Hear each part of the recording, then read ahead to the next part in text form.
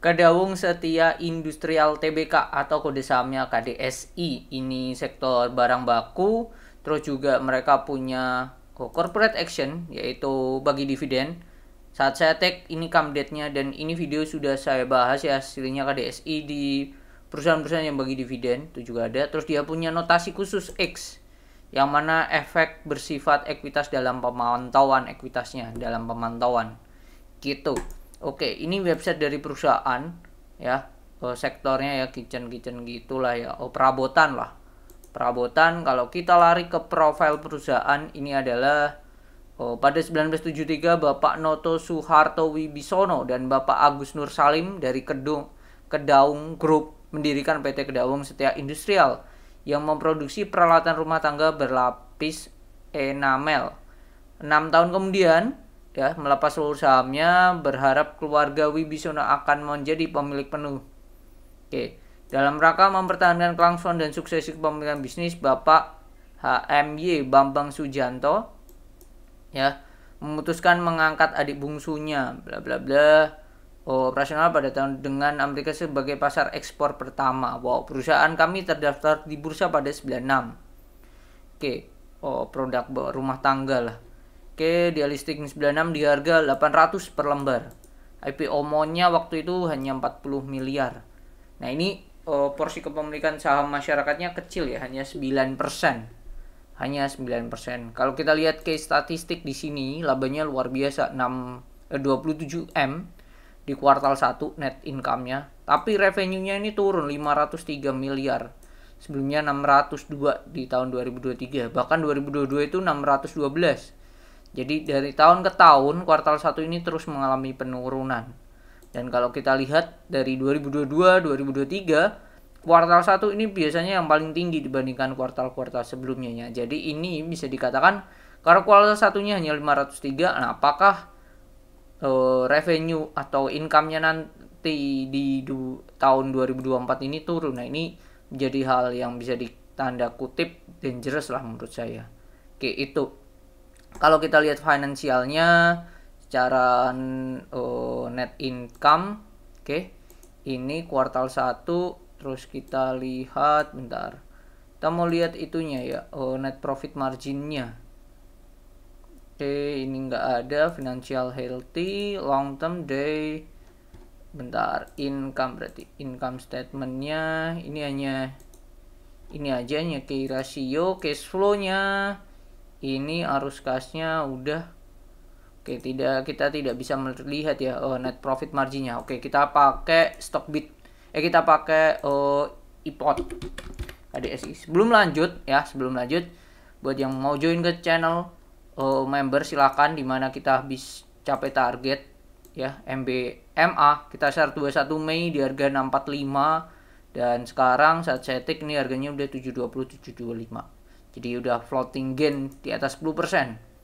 Oke, ini secara fundamental. Oke, kita lihat secara kuartal 1 dibandingkan kuartal 1 tahun-tahun sebelumnya. Net profitnya, nah ini net profit. Oke, dari tahun ke tahun kita bandingkan dengan revenue-nya. Kita mau hitung ya net profit marginnya berapa. Oke, bentar, salah, ini kuartal ya 3 mon, benar, kuartal 1. Oke, kuartal 1. Oke, 26. Ini bisa dikatakan net income-nya paling gede sih. Cara net profit margin ini gede.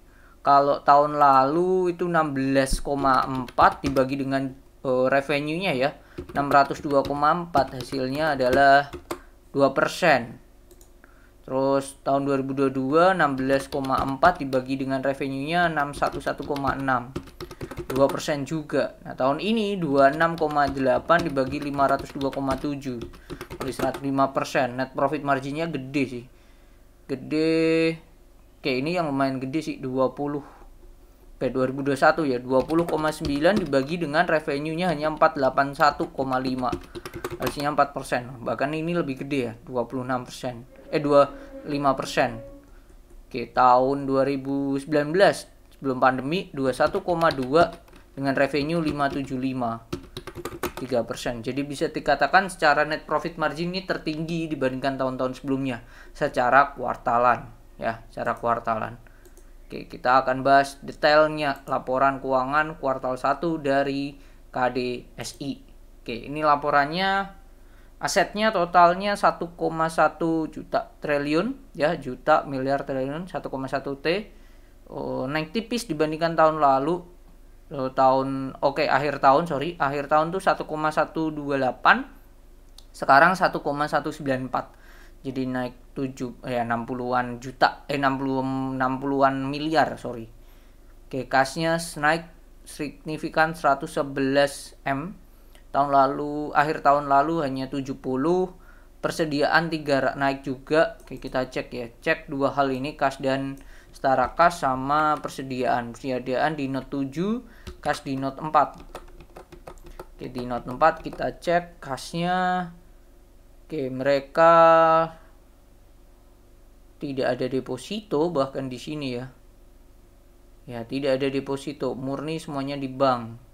Ya, dalam bentuk rupiah dan mata uang asing. Amerika ada, euro ada, dolar Hong Kong ada, franc Swiss ada, dolar Singapura ada, dolar Australia ada, dan yuan Tiongkok.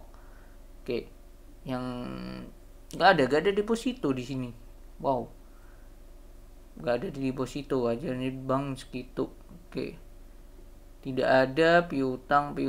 Oke, nah ini persediaan bahan baku naik 175, barang jadi naik tipis 78 M, bahan pembantu 27, perlengkapan dan peralatan 28 M, barang dalam proses 22 M. Oke, gede ini makanya.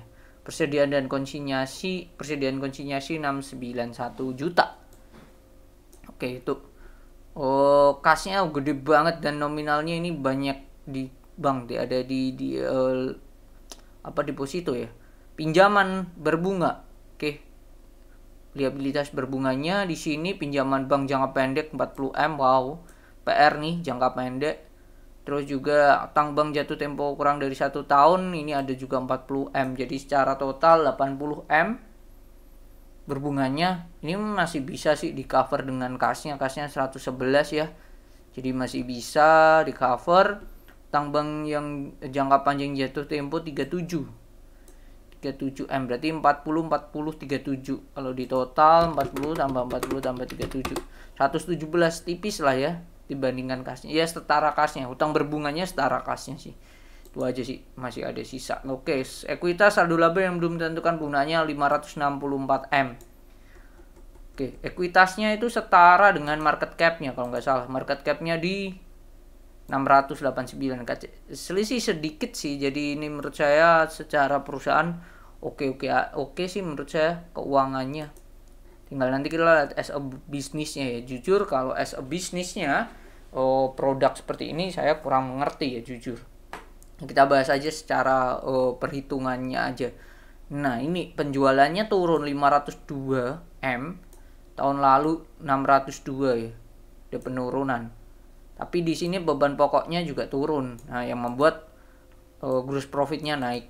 Nah, kalau tahun lalu beban pokok itu porsinya berapa persen ya? Porsinya itu 86%. Wow, 86. Kalau sekarang 82. Jadi turun 4%. That's why laba kotornya bisa naik ya. Kenaikannya tipis ini, paling 90 kurangi 84 bagi 84, 7%. Ada kenaikan gross profitnya 7% bandingkan tahun lalu. Di sini laba usahanya juga sudah naiknya lumayan. Kalau kita hitung di sini juga 6 dibagi 31 sudah 19%. Jadi beban penjualan dan juga beban administrasi ini berhasil ditekan sih, tidak signifikan tahun sebelumnya. Beban keuangan ini tetap gede, tapi di sini ada pendapatan lain-lain yang 3M. Tahun lalu soalnya minus ya. Kita cek di note 28 di sini. Note 28 di sini kalau kita cek dulu 3,5 M ini 3 miliar ya. Oke, cadangan penurunan nilai persediaan. Oke, dapat surplus, jadi bisa dikatakan perhitungan tahun lalu itu ada perbaikan, that's why dia nominalnya naik 2M. Nah, ini ada laba risiko 1M. Jadi kalau ini keluarkan bisa dikatakan pendapatan lain-lain hanya 2,5 lah. Hanya 2,5. Oke, itu sih 2,5. Jadi netnya kita kurangi 1 miliar aja. Net profitnya ini perusahaan ada di angka 26. Jadi let's say 25. Hanya 25. Oke, itu kalau kita lihat di sini tahun lalu itu sampai sini ya, laba sebelum pajak penghasilan aja ini udah naiknya signifikan sih. Tapi nggak signifikan aslinya karena itu berdasar kalau dinominalkan ini aslinya nggak ada ya. Kalau ini nggak ada ya let's say mirip. Let's say mirip kalau ini nggak ada asumsi. Bahkan anggap aja 36282 kurangi 3587. 358. Nah, aslinya laba sebelum pajaknya hanya sekian, hanya 32 kurangi 9903. Bentar, 36282 kurangi 25941 10. Sorry salah. 36282 kurangi 3587. Hasilnya laba sebelum pajak penghasilan badan hanya segini. Kurangi dengan pajak ini dan lain-lain, ini 95 lah ya. 9503, hasilnya 23. Nah, ini laba periode berjalannya hanya itu sih, hanya 23 lah let's say. Kalau 23 bandingkan tahun lalu 16 kurangi 16382 dibagi 16382. Nah, hasilnya netnya naiknya ini 41%. 41%. Kalau sekarang itu kan naiknya senilai 10 bagi 16 63%. Wow, hasilnya 41% sih. Itu sih. Mereka berhasil menekan di sini. Nah, ini kita lihat ya penjualan netnya di Note 23. Oke, kita lihat di Note lari ke bawah net 23. Oke, penjualan. Lokalnya 462, ekspornya 40. Oke, semua hal ekspor dan juga lokalnya juga turun sih. Semuanya turun di sini. Bebannya, nah ini bebannya bisa dikatakan berhasil di cover ya, signifikan bagus. Beban penjualannya sama. Promosinya, nah ini hasilnya promosinya nggak kenceng-kenceng amat, hanya 900 juta aja sih. 997 juta. Kalau kita lihat ya 997 dibagi dengan omsetnya ya. Omsetnya kan itu 502 ya. 502 657. Hanya 0,19%. Oke, hanya 0,19%. Jadi kita hitung lagi, promosinya tuh 997 167 697 dibagi dengan omsetnya ya. Omsetnya itu 502 657 823 494. 0,19% dari total revenue-nya. Wow, kecil banget ini promosinya. Nah, ini akan menarik ya kalau promosinya ini makin digencarkan, apakah perusahaan bisa dapat omset yang signifikan. Nah, ini ya. Itu sih. Nah, ini PR-nya tuh di ekspornya ya. Ekspornya bebannya gede banget. 24M. 24M, sedangkan penjualan ekspor hanya 40M. Gede banget ini di sini ekspornya. Oke, di sini sih ekspornya gede sih. Padahal di sini ekspornya makin turun, sedangkan secara beban penjualan ekspor yang makin gede sih. Karena efek dari dolar juga sih yang membuat makin kuat sih. Itu sih. Nah, ini harusnya promosinya ya. Kalau menurut saya promosinya ini ditekankan keluar sih. Di ekspor sih. Karena ini beban ekspornya gede banget ini dibandingkan omset. Ya kalau distribusi, sorry. Ini lokal dan pengiriman ekspor sih di total. Oke. Ini menurut saya, feeling saya ini yang makin gede ya ekspornya sih. Karena kalau lihat ini bebannya tinggi, secara revenue-nya sama aja, bahkan cenderung turun. Ini faktor dari kurs ini sangatlah kuat. Kurs kan ini lagi kenceng-kencengnya, $1 let's say 600.000 gitu. 16.000. Gede banget. Nah, ini gede banget ini. Bebannya 4% sendiri. Nah, ini kita lihat ya. USD to EDR itu 16.000 kan. Nah, 16.229. Jadi faktor yang membuat bebannya gede banget ya ini menurut saya. Karena faktor kurs itu sih. Oke, beban admin. Nah, ini yang membuat saya penasaran adalah promosinya dia kemana. Kalau ini makin dikencangkan, bisa nggak perusahaan ini naikin revenue-nya lagi sih. Itu sih, karena dia berhasil menekan beban-beban yang lainnya. Nah, penekanan beban-beban lainnya ini kan bisa dialokasikan ke promosi sih, menarik nih. Karena tahun lalu promosinya juga nggak jauh beda dibanding tahun sekarang, tapi secara revenue lumayan loh, 600 loh, naik 100. Itu sih. Oke, menarik kalau promosi makin dikencangkan sih. Oke, itu pendapatan lain-lain itu udah, laba ini udah, tidak ada itu ya. Penjualan netnya secara produk ya. Nah, ini ada. Oke, ini ada informasi segmennya. Oke, rumah tangga ekspor 9M. Oke, ini 9M, lokal 15M. Alat rumah tangga kotak karton 31M.